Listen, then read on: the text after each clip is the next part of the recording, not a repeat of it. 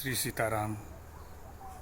विजयादशमी के पावन शुभ अवसर पर शारदीय नवरात्र की व्यस्तता और शारीरिक अस्वस्थता के कारण मैं ऐसे महत्वपूर्ण संदेश को आप लोगों तक संप्रेषित करने में विफल रहा, जिसके लिए मुझे बहुत बहुत खेद है और मैं आप लोगों का क्षमा प्रार्थी हूँ। विजयादशमी के पावन शुभ अवसर पर जिस प्रकार हर्षोल्लास के साथ समस्त हिंदू जनमानस ने इस पर्व को मनाया, वह अति प्रशंसनीय है, क्योंकि यह विजयादशमी का पर्व जो है आदि से लेकर के अद्यान तक भारतीय सनातन संस्कृति का महत्वपूर्ण पर्व रहा है। मैं आप समस्त लोगों को प्रणाम करता हूँ। मर्यादा पुरुषोत्तम राघवेंद्र भगवान श्री रामचंद्र जी के प्रति आप लोगों द्वारा अर्पित प्रेमामृत तत्व का मैं बारंबार आस्वादन करता हुआ उन सर्वेश्वर परमात्मन के समक्ष शत शत साष्टांग दंडवत होता हूँ। यह विजयादशमी का पर्व जो एक दीर्घकालीन ऐतिहासिक घटनाक्रम को समाहित किए हुए है। यह विजयादशमी का पर्व जो वासना पर साधना की विजय, अंधकार पर प्रकाश की विजय, दानवत्व पर मानवत्व की विजय और रावणत्व पर रामत्व की विजय का प्रतीक है। मेरे प्रिय रामानुरागियों, इस मानवीय समाज में दो प्रकार की परस्पर विरोधी विचारधाराएं सर्वदा से रही हैं, सुरात्मक, असुरात्मक। सुरात्मक विचारधारा के लोग सर्वदा मानवीय समाज को लयात्मकता प्रदान करते रहे हैं और असुरात्मक विचारधारा के लोग मानवीय समाज की तारतम्यता को तार तार करते रहे हैं। आदि से लेकर के अद्यान तक जिन महान पुरुषों ने मानवीय समाज को सुंदरतम स्वरूप प्रदान करने के क्रम में इन आतताइयों के साथ संघर्ष करते हुए अपने जीवन को समर्पित किया है, उन समस्त महान पुरुषों को मैं बारंबार नमन करता हूँ।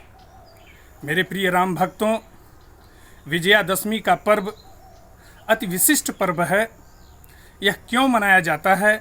यह इसलिए मनाया जाता है क्योंकि असद विचारधारा पर सद विचारधारा की विजय का प्रतीक है। इसलिए हर्षोल्लास के साथ प्रतिवर्ष श्रद्धा विभूत होकर के समस्त लोग इसे मनाया करते हैं। इस धरा पर अनेकों बार देवासुर संग्राम हो चुका है। दैत्यों ने देवताओं के देवत्व को समाप्त करने के लिए हर संभव दुष्प्रयास किया है। अनेकों बार देवताओं की पराजय हुई, लेकिन संघर्षरत रहने के कारण अंत में देवताओं की विजय हुई और दैत्यों की पराजय। यह विजयादशमी का पर्व देवताओं की दैत्यों पर विजय का प्रतीक है। चंड मुंड, शुंभ निशुंभ, धूम्रलोचन, महिषासुर, रक्तबीज जैसे दैत्यों ने अपने दैत्यत्व के माध्यम से मानवीय समाज को पीड़ित करना प्रारंभ कर दिया। भीषण रक्तपात और नरसंहार करने लगे। इनका संहार जब असंभव सा हुआ तो आदिशक्ति जगत जननी जगदम्बा ने अपने विविध रूपों के माध्यम से इन दैत्यों का संहार किया। यह विजयादशमी का पर्व माँ भगवती की दैत्यों पर विजय का प्रतीक है। त्रेता में जब रावण का अत्याचार अपने चरम को प्राप्त हुआ, उसके नेतृत्व में राक्षस मानवता को उत्पीड़ित करने लगे। यज्ञ वेदी पर हाड़ और मांस की वर्षा करने लगे। सनातन धर्म मृत प्राय होने लगा और वे राक्षस ऋषियों मुनियों का भक्षण करना प्रारंभ कर दिए। उनके भी संहार का जब कोई मार्ग प्रशस्त नहीं हुआ तो ऐसे क्रम में परमपिता परमेश्वर को भगवान राम के रूप में अवतरित होना पड़ा। अपनी बाल लीलाओं के माध्यम से उन्होंने समस्त लोगों को आह्लादित किया और बाल्यकाल में ताटका जैसी राक्षसी का उन्होंने संहार कर दिया।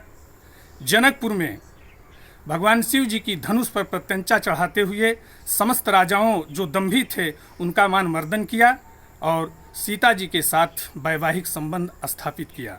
विवाहोपरांत जब वे श्री अवध आए और उन्हें 14 वर्ष का वनवास प्राप्त हुआ, वनवास काल में दंडकारण्य क्षेत्र में जब उन्होंने ऋषियों मुनियों की हड्डियों का अंबार देखा तो यह प्रतिज्ञा कर लिया कि मैं इस धरा को निशाचरों से हीन कर दूंगा और उन्होंने ऐसा किया भी। दंडकारण्य क्षेत्र से लेकर के लंका तक के समस्त उन्होंने राक्षसों का संहार किया, रावण का वध किया, लंका पर विजय प्राप्त किया। यह विजयादशमी का पर्व जो है भगवान राम की लंका पर विजय का प्रतीक है। तब से बड़े हर्षोल्लास के साथ हम आप समस्त लोग इस विजयादशमी के पर्व को मनाते हैं। द्वापर में भी यही घटित हुआ, कौरवों का अत्याचार कहीं कम नहीं था, अर्थात यह विजयादशमी का पर्व पांडवों की कौरवों पर विजय का प्रतीक है।